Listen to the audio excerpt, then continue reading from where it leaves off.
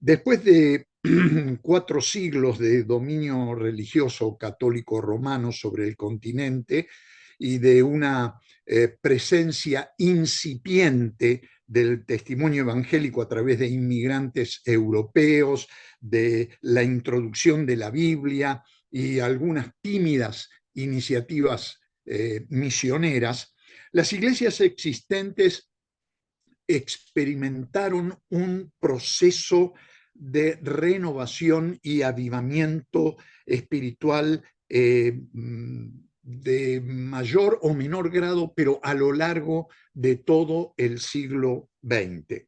No es posible, por supuesto, en el tiempo disponible, pormenorizar los testimonios del obrar del Espíritu Santo a lo largo y a lo ancho de América Latina, pero sí podemos considerar a modo de ejemplo lo ocurrido en 3 países del continente: Chile, Brasil y Argentina. Por cierto, dejamos de mencionar importantísimos desarrollos en México, en América Central y en el resto de América del Sur. En el caso de Chile, el avivamiento en Chile está asociado con el derramamiento del Espíritu Santo que ocurrió en la Iglesia Metodista Episcopal de Valparaíso bajo el liderazgo de Willis C. Hoover. Este proceso constituye el primer punto de partida del movimiento pentecostal en un país católico romano y en América Latina. En 1895, Hoover había visitado en Chicago una comunidad de santidad, pero recién en 1907 llegó a tomar contacto con el pentecostalismo incipiente por medio de su correspondencia con creyentes de varias partes del mundo de orientación pentecostal.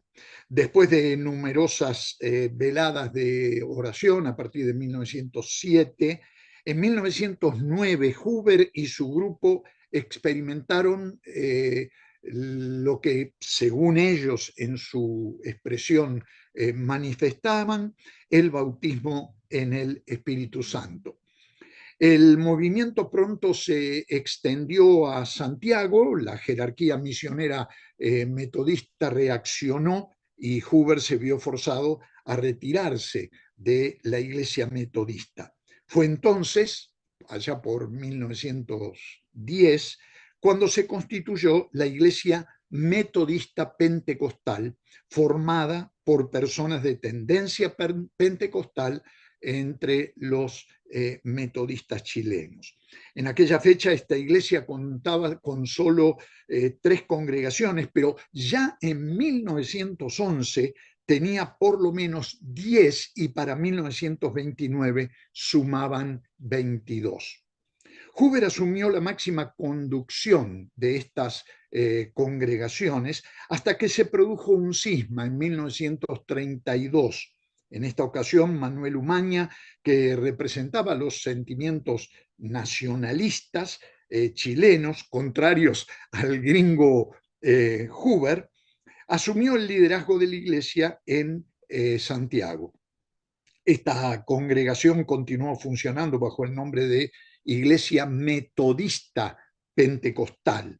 Hoover y sus partidarios, entre ellos Víctor Pavés, establecieron la Iglesia Evangélica Pentecostal. Estas 2 iglesias resultaron ser las fuerzas pentecostales y de una espiritualidad más dinámica y las más grandes, por cierto, en Chile, de las que surgieron otros 30 grupos mayormente en este periodo.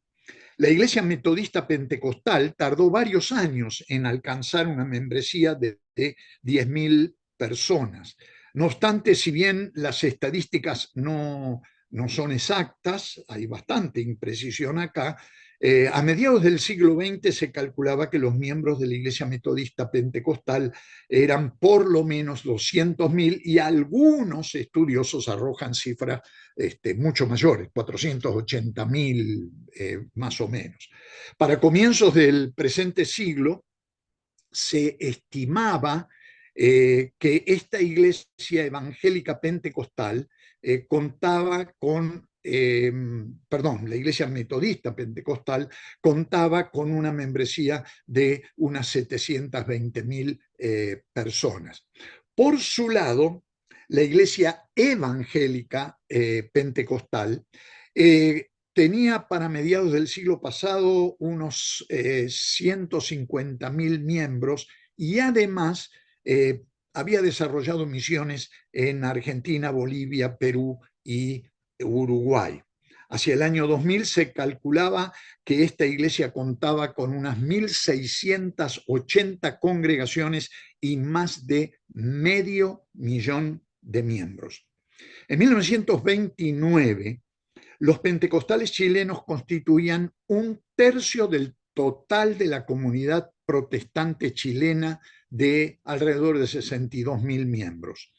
Para 1961 se estimaba que las iglesias pentecostales eran 4 veces más numerosas que el resto de las comunidades protestantes en Chile, con una membresía que se calculaba entre 400.000 y en algunos casos las estadísticas hablan de 800.000 personas.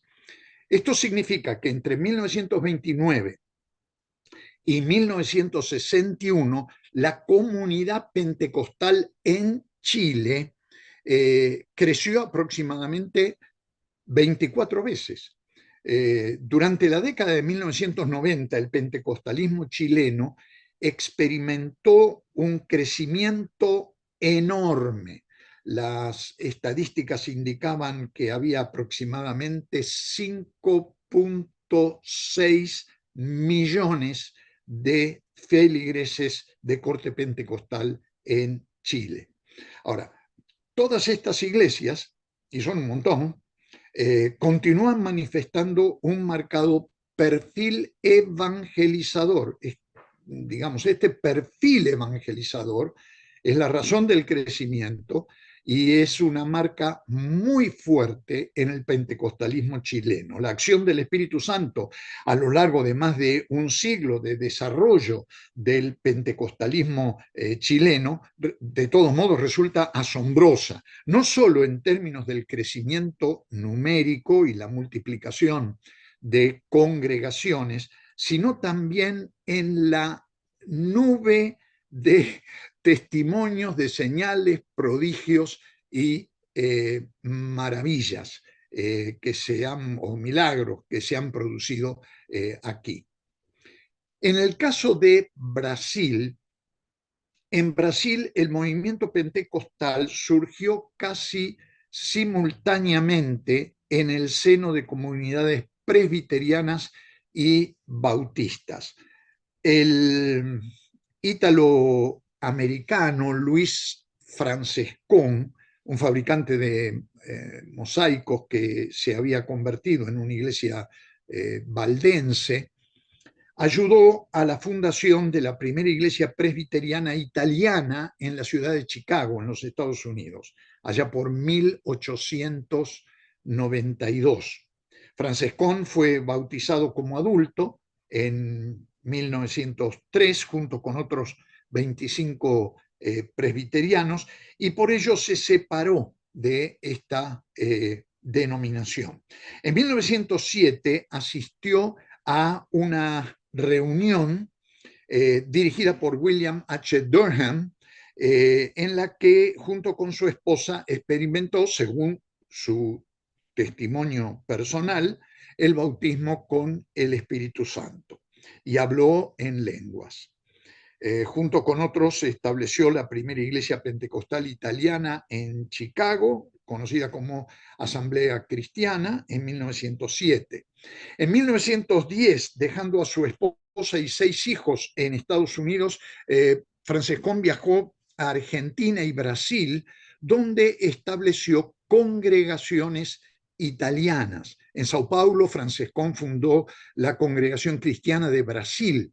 A través de 11 viajes desde los Estados Unidos a Brasil, logró que la congregación cristiana creciera a 305 congregaciones para 1940. Hacia 1930 la iglesia había sido casi totalmente italiana. Cuando digo italiana, mayormente los cultos eran en esa lengua, pero a partir de entonces comenzó a utilizar la lengua portuguesa.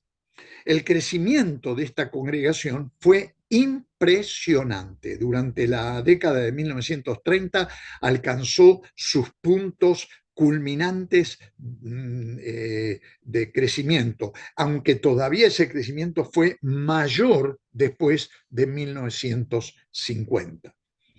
Para 1936 la congregación cristiana contaba con 36.000 miembros, mientras que para 1962 el total era de 264.000. En 1910, antes que Francescón fuese a Paraná, había tenido una revelación especial de Dios, según él cuenta, que compartió con un pequeño grupo de creyentes en Sao Paulo. El Señor le había revelado que iba a haber una gran cosecha de personas en la capital y en todo Brasil si los creyentes permanecían fieles y humildes. El Señor les enviaría a su debido tiempo, según narraba Francescón, les enviaría a personas que obedecerían y participarían en la misma gracia que ellos habían experimentado. Esta profecía se hizo realidad, aparentemente. En tan solo medio siglo, esta iglesia creció en más de 250.000 de personas. Según datos de la propia organización, para 2006 existían más de 19.000 casas de oración esparcidas en todo el mundo, 16.000 nomás en Brasil y cerca de 2,5 millones de fieles en Brasil solamente.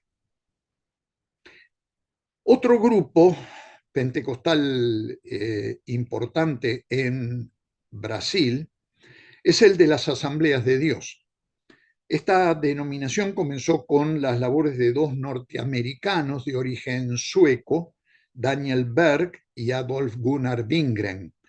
Estos llegaron a Belén en 1910, donde se ganaron la vida como obreros. En los primeros tiempos tuvieron poco éxito en su actividad misionera en la iglesia bautista, donde se congregaban en Belén. Pronto la resistencia de los misioneros bautistas del sur, norteamericanos, lo forzó a retirarse y constituirse en una congregación separada con sus apenas 15, 18 en realidad partidarios. En junio de 1918 registraron oficialmente su congregación como iglesia bajo el nombre de Asamblea de Dios. Cuando salieron de Belén, comenzaron a predicar y difundir el Evangelio por la región amazónica. Durante los años de 1930 y 1931 se encaminaron hacia el sur y fundaron grandes comunidades en Río de Janeiro, Sao Paulo, Porto Alegre.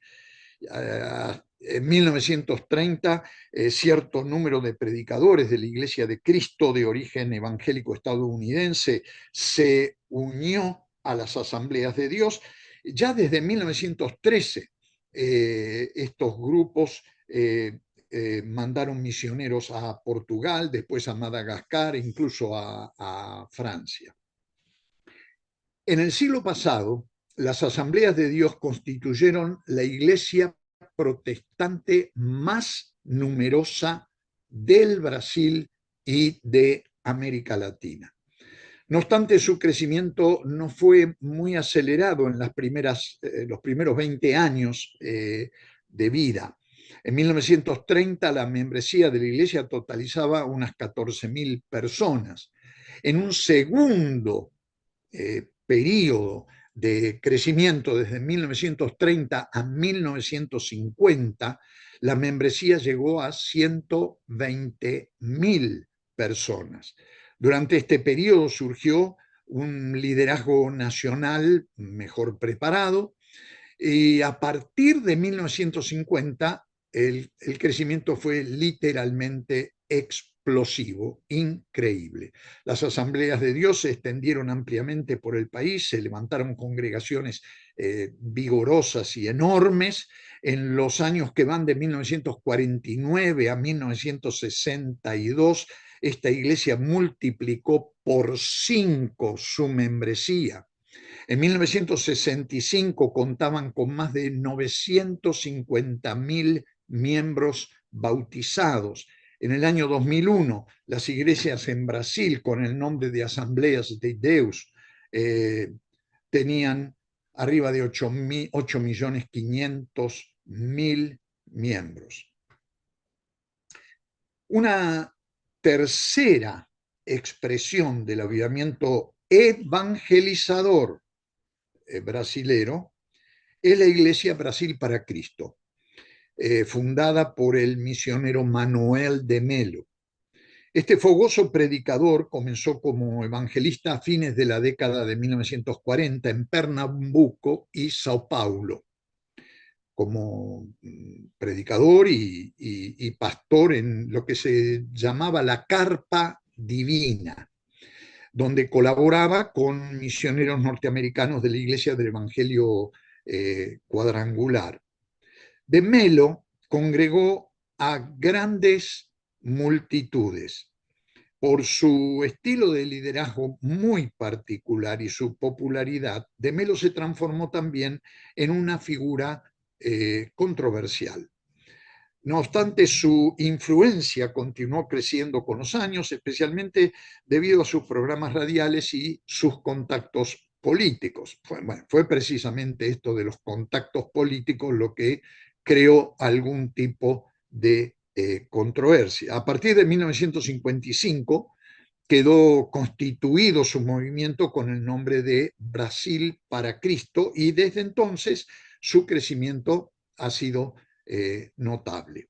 En 1965 la obra contaba con más de 1.100 iglesias organizadas en todo el territorio brasilero.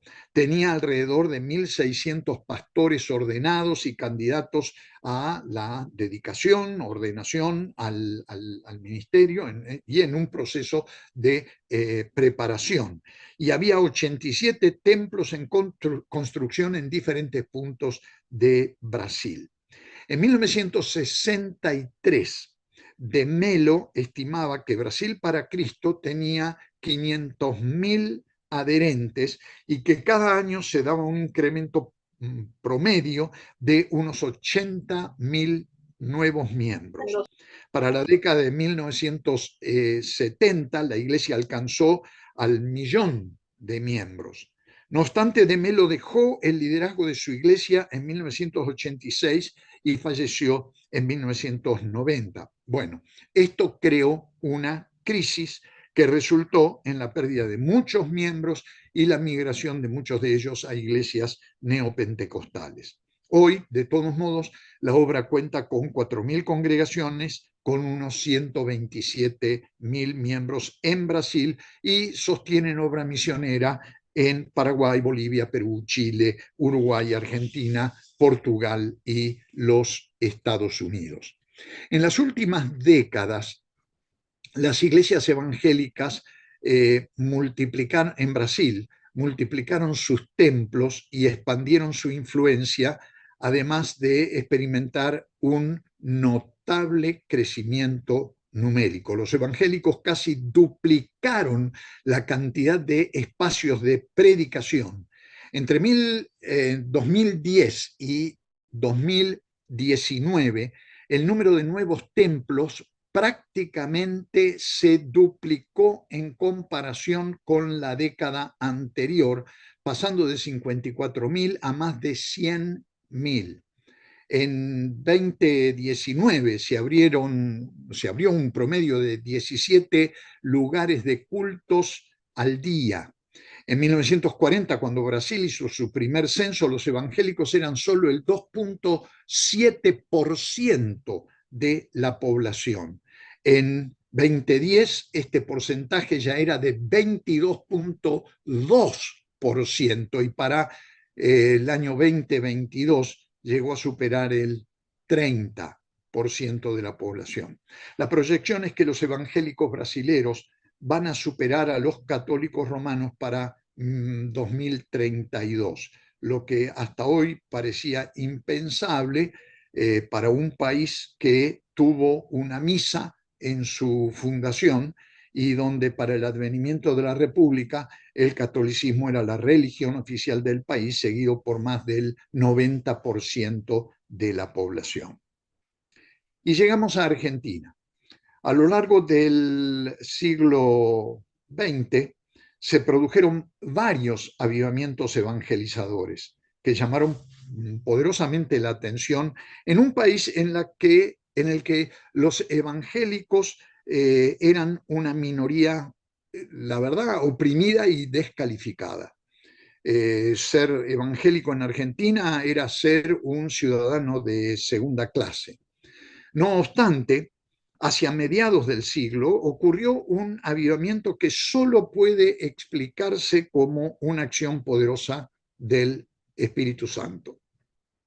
En 1954 llegó por primera vez al país el evangelista Tommy Hicks, de origen norteamericano, después de haber ministrado en otros continentes.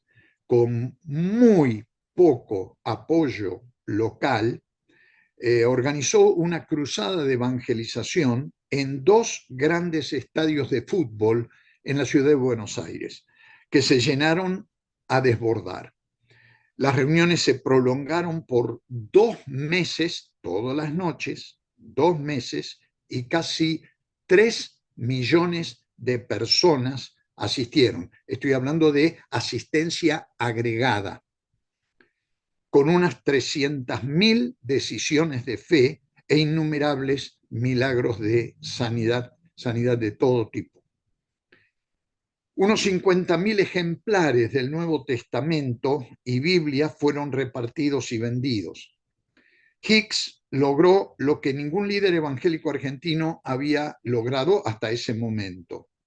Entre otras cosas, mantuvo una serie de entrevistas con quien era el entonces presidente de la Nación, el general Juan Domingo Perón, quien, según se dice, recibió sanidad por la oración de Hicks. Parece ser que ese fue el factor que permitió la autorización de las reuniones masivas que siguieron, y especialmente el uso del estadio del Club Atlanta y del Club Huracán. Varias otras campañas masivas de evangelización se organizaron en las décadas que siguieron, no de la dimensión de la de Hicks, pero importantes en términos del contexto en Argentina en aquel entonces. En 1957, Oswald J. Smith desarrolló una campaña en Buenos Aires con gran impacto. Smith fue un pastor canadiense. Su ministerio se destacó también por ser el autor de numerosos libros promoviendo el avivamiento y la obra del Espíritu Santo. En 1962, Billy Graham visitó el país y bajo el lema "Es hora de volver a Dios", desarrolló reuniones masivas en Córdoba, Rosario y Buenos Aires. Desde la cruzada con Tommy Hicks, no se habían tenido reuniones de evangelización tan masivas y con un apoyo tan amplio de las iglesias evangélicas. Graham volvió a Argentina en noviembre de 1991, donde llenó a colmar el estadio de fútbol de River Plate con transmisión en vivo y en diferido a varios países de América Latina vía satélite.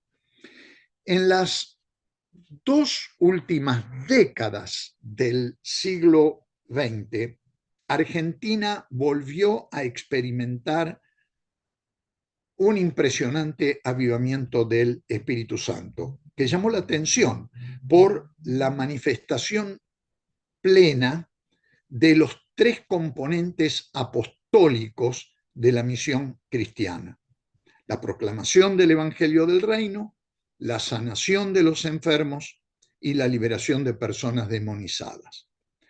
No obstante, de manera muy llamativa, el avivamiento evangelizador en Argentina precedió a lo que podría considerarse como un proceso de renovación espiritual de las iglesias, es decir, exactamente a la inversa de lo esperado o lo que generalmente ha ocurrido a lo largo de la historia del cristianismo, es decir, donde primero hay una experiencia de renovación espiritual de las iglesias que es seguida por un proceso de avivamiento evangelizador. El avivamiento evangelizador tuvo su expresión máxima en el ministerio de Carlos Anacondia.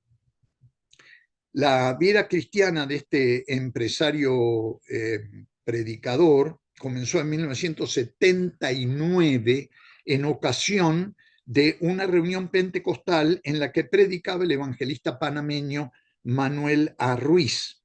Poco después de su conversión, Anacondia sintió el llamado de Dios al ministerio de evangelización. Pronto comenzó con campañas de evangelización en localidades aledañas a la ciudad de Buenos Aires, generalmente en vecindarios muy pobres.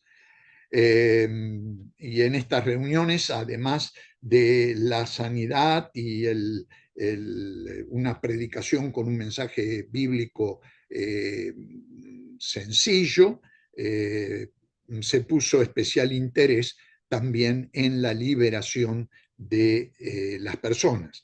Característicos de estos eventos masivos fueron las caídas o los desmayos de numerosas personas, una serie de señales físicas que obviamente llamaron poderosamente la atención.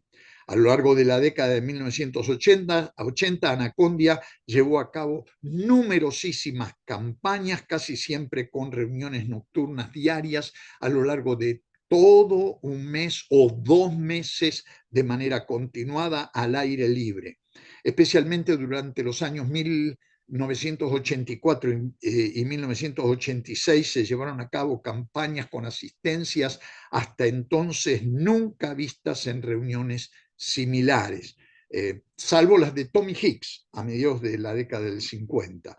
El número de decisiones de fe registradas fue extraordinario, sin precedentes en la Argentina, dada la continuidad de este proceso por más de 10 años, en el país. Hacia 1992 comenzó en Argentina una ola de renovación espiritual caracterizada por una amplia diversidad de manifestaciones o señales de la obra del Espíritu Santo que pronto se extendieron a lo largo y a lo ancho de todo el continente y finalmente llegaron a todo el mundo. El pastor Claudio Freyson reunió a grandes multitudes de evangélicos en estadios de la ciudad de Buenos Aires, donde por su ministración las personas recibían la unción del Espíritu Santo con todo tipo de manifestaciones, caídas, mareos, risa, temblores y otras expresiones físicas. Desde Buenos Aires esta renovación espiritual pasó a Toronto, Canadá, donde en la iglesia de la Viña, en el aeropuerto, pastoreada por John Arnott, se vivieron experiencias similares a partir de 1993, lo que fue llamado, digamos, popularmente como Toronto Blessing. Este movimiento se esparció pronto a Inglaterra, donde manifestaciones similares a las de Buenos Aires y Toronto, irrumpieron en Londres en la iglesia de la Santa Trinidad en Brompton, una congregación anglicana.